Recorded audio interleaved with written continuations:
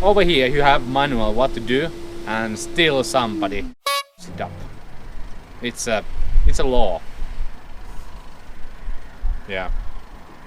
So many disgusting things we have seen on our trips.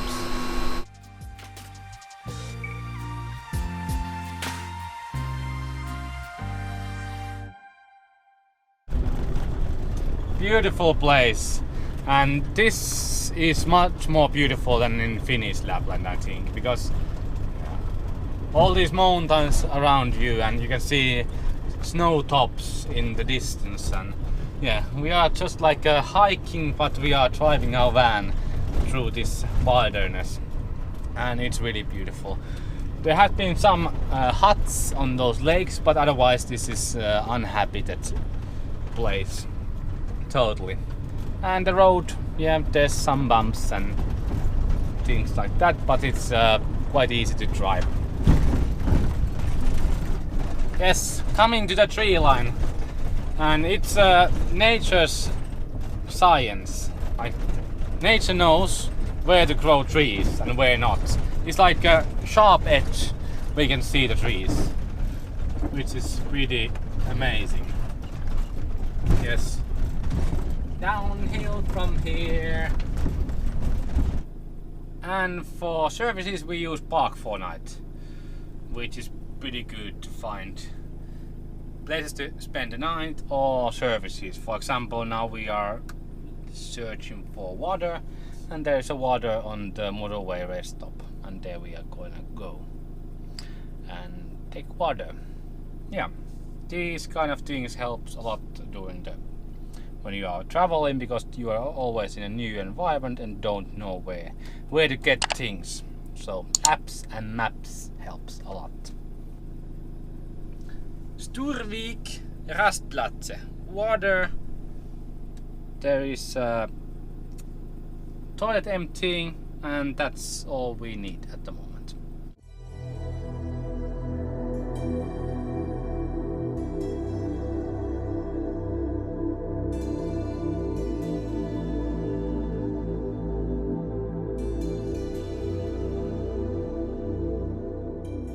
So this is automatic cassette emptying. You don't have to do anything.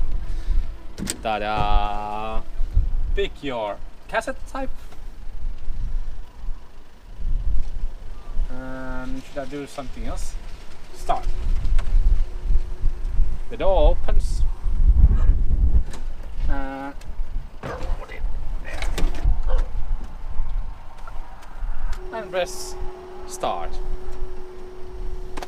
Everything is emptied.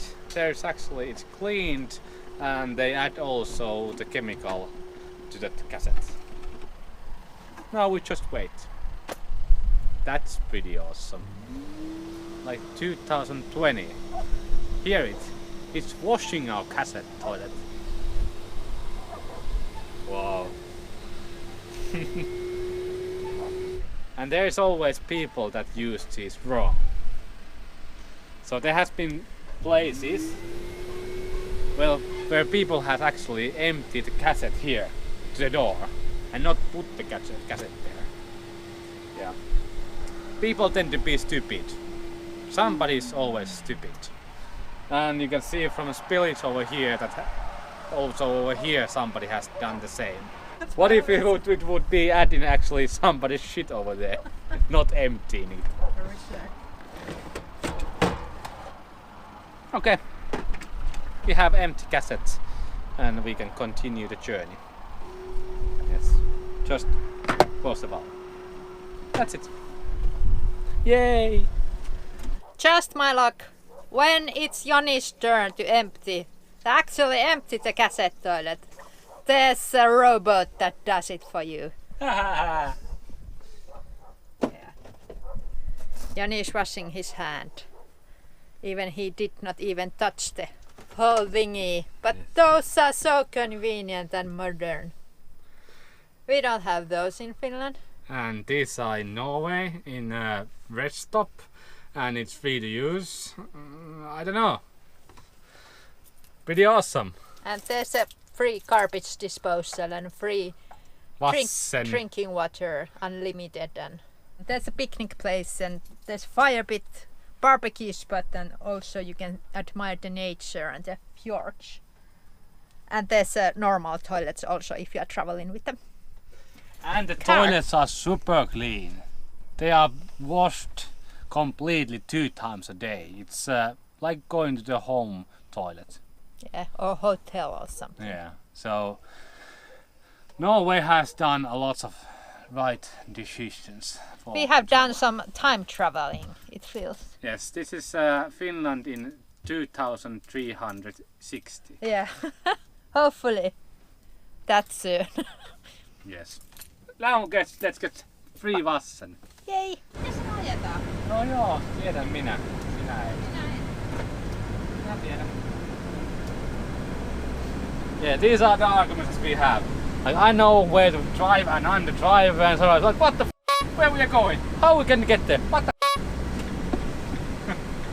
It's so normal for me.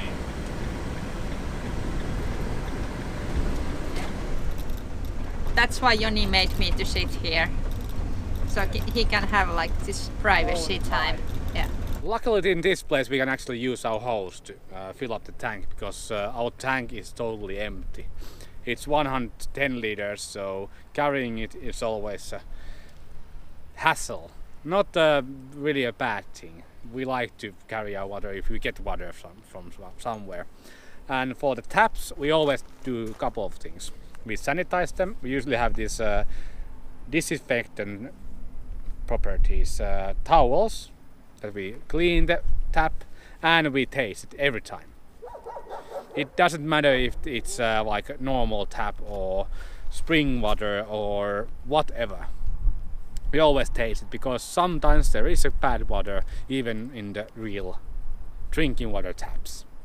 We want to be sure that we don't do the same mistake as we did in Greece, where we took this rainwater, and basically we needed to disinfect the whole tank and the whole water system after that. We rarely pay for water. I think last trip we paid like 2 or 3 times, maybe 2 or 3 euros for water. You can always find spring water or taps or whatever is there. Usually in Eastern Europe it's spring water, and in Western Europe there is always these service stations where you can get water, so no problemos.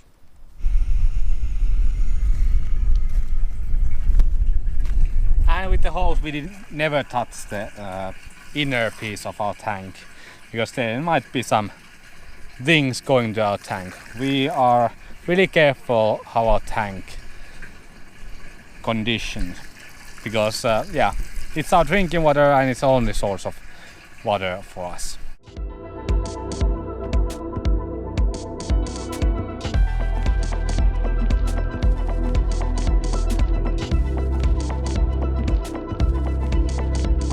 One thing that is good to do when you are in Norway, for example, that tunnel was 3.6 kilometers long. It is to put the air circulation inside, because the air quality on those tunnels are quite bad. So it's much better to put it in an inside loop and until you get out of the tunnels. We do it always, and the mountains got higher. Pretty awesome.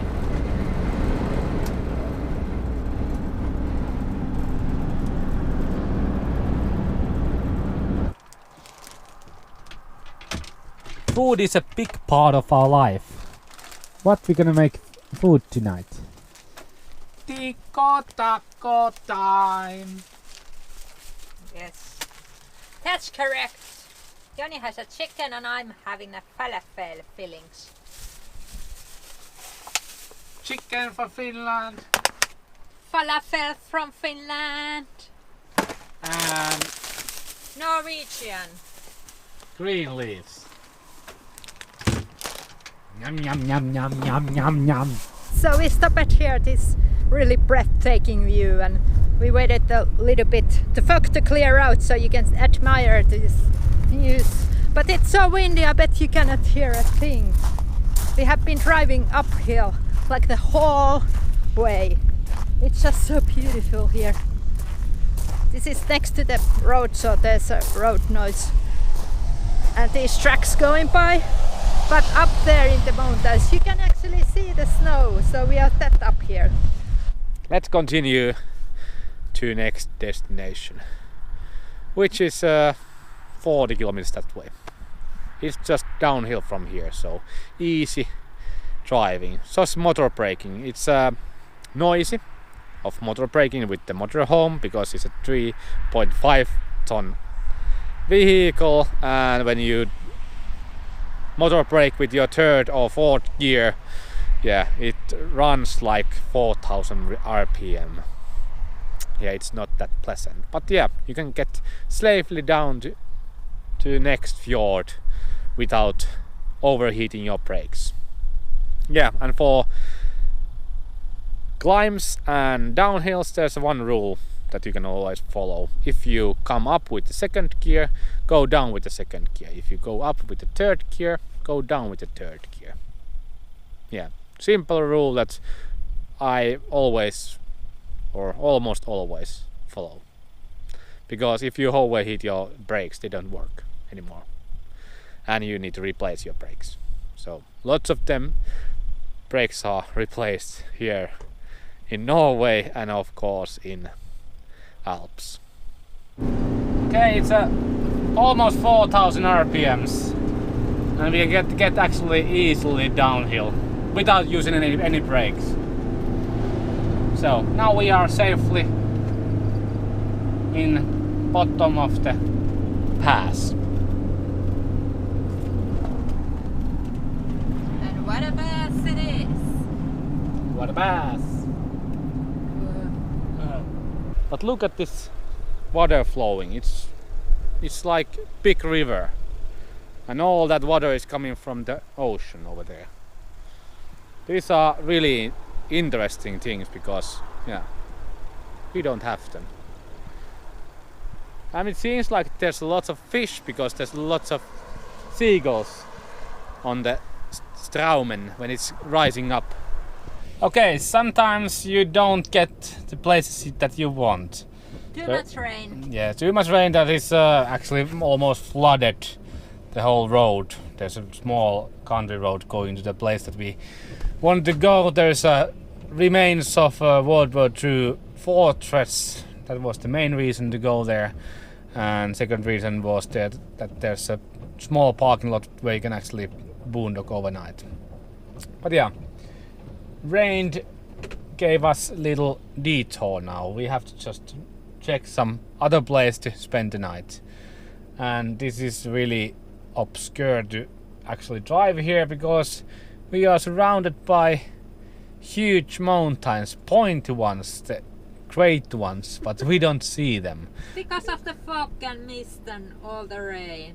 There's 20 meters to the sea and you cannot actually see the water. So foggy. So foggy. And not biggie. We're gonna just find some other place to spend the night then. Maybe pavement because it's going to be a whole lot of rain. So it's so much easier to take the dogs out.